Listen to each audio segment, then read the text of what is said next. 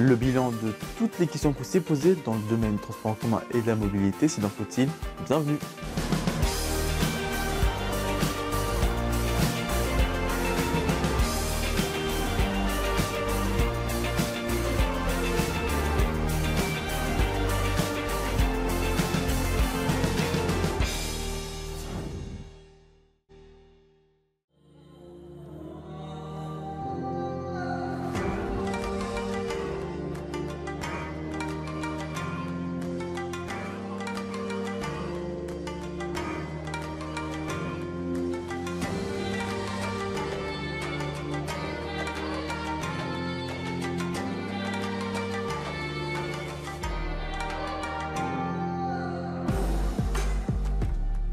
Bienvenue dans Faut-il, le bilan de l'émission où on s'est posé toutes les questions dans le monde du transport en commun et de la mobilité sur Info TV. J'espère que vous allez bien, ravi de vous retrouver dans ce nouveau numéro et bonne année à toutes les personnes qui nous suivent depuis Info TC France. Alors pour les personnes qui nous suivent depuis cette chaîne, je vous rappelle quel est Faut-il une émission où on se pose chaque mois une question dans le monde du transport en commun, donc transport, donc train, tram, métro, bus, ou encore de la nouvelle mobilité, le vélo, le trottinette électrique, l'avion, la voiture.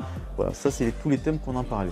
Une émission qu'on diffuse sur Info TV, donc pour toutes les personnes qui n'ont pas pu voir les numéros, qui n'ont pas été informés sur notre compte Twitter, nous vous invitons à regarder tous les numéros, les 6 numéros que nous avons traités aujourd'hui. Vous pouvez regarder les 6 numéros en entier, c'est dans la description de la vidéo, vous retrouverez une playlist de Faut-il. Alors aujourd'hui, dans ce premier bilan de Faut-il, donc là c'est un bilan de la mi-saison, donc pas une fin de saison, mais plutôt pour la moitié de la saison, on va retracer les 6 numéros que nous avons trouvés dans Faut-il. Et on va commencer, par le premier numéro de Faut-il, où le premier numéro de Faut-il, on avait abordé sur ce qui se passait avec la SNCF, la fin de son monopole en France, et le début de la concurrence qui arrive très prochainement, car nous sommes à quelques mois des premières lignes qui ne seront pas exploitées par la SNCF. Après, il faut aussi comprendre que la SNCF exploite en fait toutes les lignes en France, même s'il y a bien sûr des lignes de la Deutsche Bahn ou encore des lignes de Tello, c'est vraiment la SNCF qui est très majoritaire en France. Même si quand on va en PACA, en Corse ou en Bretagne, on peut avoir des compagnies privées. Il faut aussi comprendre qu'au niveau des classifications des lignes, on a du TER, de l'Intercité, du TGV et aussi le réseau ferré transilien de Paris avec le tram-train, le RER et le transilien. Après, il faut comprendre que avec tout ça, il y a quand même pas mal de lignes où la SNCF pourrait perdre. On prend par exemple le TER où là vraiment ce sera un gros massacre pour la SNCF car elle perdrait en fait toutes les lignes, à peu près toutes les lignes de TER sauf TER-Occitanie où récemment, il y a un an de cela, la région avait demandé de continuer le contrat avec la SNCF. Donc ce sera la seule région qui ne restera encore à SNCF pendant quelques temps, mais sur toutes les autres régions, on verra de nouveaux exploitants qui devraient se ramener d'ici 2 ans. Le souci qui se passe aussi entre temps, c'est que là on parle de TER, on parle aussi de Transilien, donc en Ile-de-France avec le Transilien, le RER et le tram-train, et où là c'est encore plus compliqué pour la SNCF parce que c'est là où le chiffre d'affaires est important. Il faut comprendre que toutes les lignes qui sont en Ile-de-France, c'est le T11, le T4, la navette S-Blic-Récif Transilien P, le RER C, D, E, les Transiliens H, J, K, L, N, P, R et U. Donc il faut comprendre qu'avec toutes ces lignes-là, avec les premiers appels d'offres qui commenceront pour le tram-train cette année, l'an prochain c'est les réponses, et en 2023 c'est le nouveau exploitant qui va se lancer en Ile-de-France. Et après chaque année, en Ile-de-France, la SNCF perdra beaucoup de lignes. Donc on pourrait penser qu'en 2030, la SNCF aurait perdu toutes ses lignes en Ile-de-France et serait plus dans les horizons d'Ile-de-France. Après, pour les autres lignes comme le TGV Intercité, là ça commence vraiment à devenir compliqué, car le TGV, à part la Deutsche Bahn qui peut venir avec sa filiale, Arriva ou encore Trenitalia, les Italiens, il y a très peu de chances que le TGV soit vraiment concurrencé. Donc, on pourrait considérer que la SNCF a encore le TGV. Mais après, du côté Intercité, ça peut être aussi un échec aussi, totalement pour la SNCF ou dans le cas, un échec pour les autres. Car il faut prendre en compte que je vous ai parlé à plusieurs reprises de Nantes-Bordeaux et Nantes-Lyon. Et bien, le Nantes-Bordeaux, Nantes-Lyon, il y a dans les Cité Express bien sûr, Nantes-Bordeaux, Nantes-Lyon a eu une réponse il y a quelques temps et personne a pris cette ligne à part SNCF qui a repris cette ligne-là parce que la plupart tous les exploitants qui ont essayé au départ voulaient répondre à cette appel d'offres disaient tous cette ligne n'est pas du tout rentable comparée au TER, on va plus manger sur du TER. Donc on peut se poser la question si est-ce que les autres intercités qui sont rentables, est-ce que réellement il y aura des exploitants ou est-ce que pas du tout, personne s'intéressera aux intercités. Il faudra voir par la suite qu'est-ce que va être l'avenir de la SNCF dans les prochains mois, les prochaines années. Donc ça va vraiment être un gros coup dur pour les SNCF qui pourraient prendre la plupart des lignes Transilien. Il faut prendre en compte que pour le tram-train, cette année, c'est le début des appels d'offres. L'an prochain, nous aurons la réponse de l'appel d'offres. Et c'est en 2023 que le T11, T4 et la navette SBC Transilien P qui sont donnés aux nouveaux arrivants, donc à la nouvelle exploitation qui sera prise. Il faudra prendre en compte que chaque année, plus en plus de lignes vont être perdues par SNCF. Donc chaque année, on pourrait avoir une, deux ou trois lignes Transilien ou d'RER qui seront perdues par SNCF. Donc là, on pourrait voir que d'ici 2030, vraiment plus du tout les SNCF qui seront sur le paysage d'Île-de-France. Passons tout de suite du côté des trottinettes électriques et des vélos. C'était le numéro 2 de Fautique que nous avons parlé. On a parlé des nouvelles mobilités, des mobilités qui sont alternatives par rapport au transport en commun et inciter en fait aux personnes d'éviter de prendre le transport en commun. Il faudrait prendre en compte qu'avec le confinement qu'il y a eu entre mars et avril, plus en plus de personnes décident de ne plus utiliser par exemple le train ou ils avaient peur d'être dans un nid de contamination dans les trains ou encore la plupart des personnes n'avaient pas de voiture. Donc forcément pour se déplacer, aller au travail, quand il fallait encore aller au travail, ils avaient dû prendre la plupart du temps du vélo et trottinette électrique par exemple.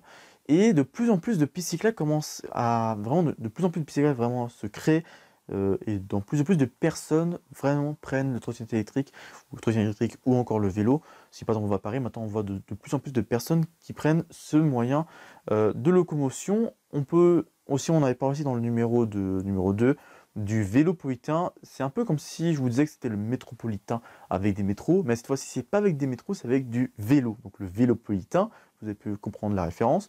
Et bah cette fois-ci, on a appris il y a quelques temps que sur les lignes qui avaient été prévues pour le vélopolitain, 5 lignes de vélopolitain, donc V1, V2, V3, V4, V5, sont lancées en Île-de-France. Donc faciliter en fait des déplacements faciles et simples en vélo. Alors forcément, bien sûr, qu'on habite extrêmement loin d'Île-de-France, prendre le vélo ou la trottinette électrique peut être chiant parce qu'en effet vous êtes trop loin et vous mettrez beaucoup plus de temps. Mais si vous êtes en vélo, ça peut faire du sport tous les matins et tous les soirs. Mais si par exemple vous avez la crainte de ne pas prendre le transport en commun ou que malheureusement vous n'avez pas de voiture, il faudra bien sûr se rabattre dans ce nouveau mode de mobilité. Et ne vous inquiétez pas, de plus en plus de pistes cyclables se créent, donc encore plus de moyens pour vous déplacer facilement. Tout de suite, nous retrouvons Wauta qui lui va nous faire le bilan des numéros 3, 4 et 5 de Faut-il. Salut Wauta. Faut-il adopter la gratuité dans les transports en commun? Telle est la question qui divise. Info TV et Info TC France vous ont établi quelques points essentiels sur les bienfaits de la gratuité comme l'abandon de la voiture, ainsi qu'une baisse de la pollution, et ses conséquences avec une forte saturation dans les transports. Malgré la présence de l'épidémie et de ses nouveaux variants, rien n'a empêché Rouen de continuer son opération gratuité partielle le samedi, qui vise les automobilistes à emprunter les transports. Du côté de Montpellier, la baisse de la fréquentation n'a pas freiné son projet de booster le trafic de 20 à 40% et de commander de nouvelles flottes de matériel roulant dont le lancement sera prévu au cours de l'année. C'est à Paris que les choses se différencient. Récemment, la candidate aux élections régionales Audrey Pulvar propose un plan de gratuité progressive, une mesure taclée par la présidente sortante de la région Île-de-France, Valérie Pécresse, qui qualifie de mirage anti-écologique et qu'elle n'aura aucune conséquence en matière de pollution de l'air, selon ses propos. À l'issue du vote en juin prochain, Audrey Pulvar promet, si elle est élue, une extension sur 5 années, en commençant par les jeunes et minima sociaux. Et si on parlait d'automatisation? Car en effet, les choses ont bien évolué depuis et nos nouvelles technologies sont capables d'être autonomes. On les retrouve dans une grande majorité de secteurs, bien évidemment les transports en commun en font partie. Si l'automatisme se révèle plus efficace et plus rapide, l'inconvénient reste tout de même les défaillances électriques et même le risque de piratage. C'est devenu le modèle d'exemple pour la conversion des lignes de métro dans le monde. La ligne 4 du métro de Paris sera l'une des prochaines à passer à la vitesse supérieure. Côté RER, c'est le projet Nexteo qui sera projeté d'ici 2026 et permettant de fluidifier le trafic dense en heure de pointe des RER B, D et E. Ce cas existait déjà sous le nom de SACEM sur le RER A. Le mois d'octobre sera un événement important pour le secteur d'Orly. La navette aéroportuaire Orlyval fêtera sa 30e année. Si la ligne reliant les deux terminaux d'Orly à Antony est créée en 1991 fut considérée comme un échec commercial en vue d'un important écart de voyageurs avant et après, la question de son avenir reste sur la table et hantise les médias, employés et collectivités. Nous vous avons listé lors d'un numéro consacré à la ligne les inconvénients de sa démolition et les avantages pour pouvoir consolider son futur. Autre nouvelle et peut-être plus joyeuse, 2021 sera probablement l'année où le tarif spécial sera retiré au profit du Navigo.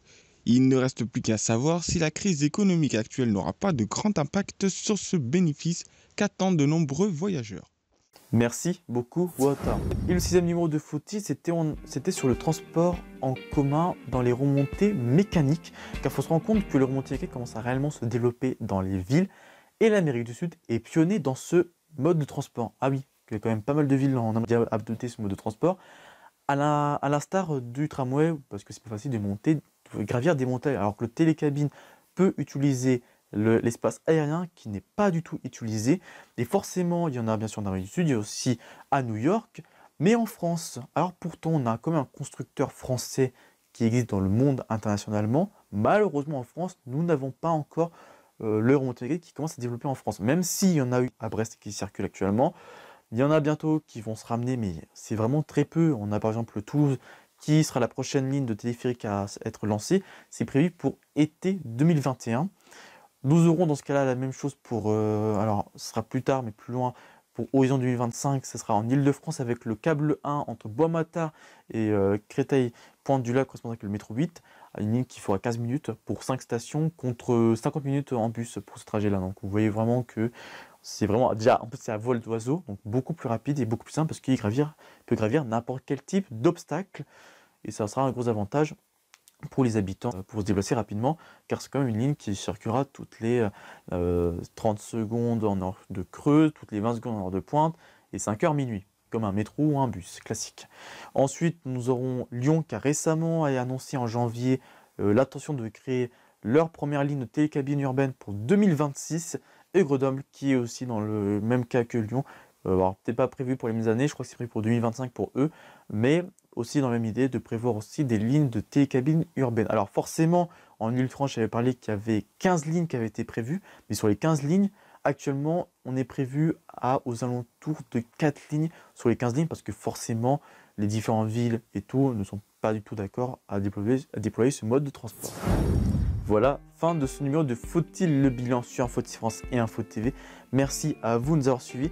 Pour toutes les personnes qui n'ont pas pu voir les numéros de 1 à 6 de Faut-il sur Info TV, n'oubliez pas de retrouver notre playlist Faut-il dans la description de la vidéo pour ne pas oublier ces différents numéros.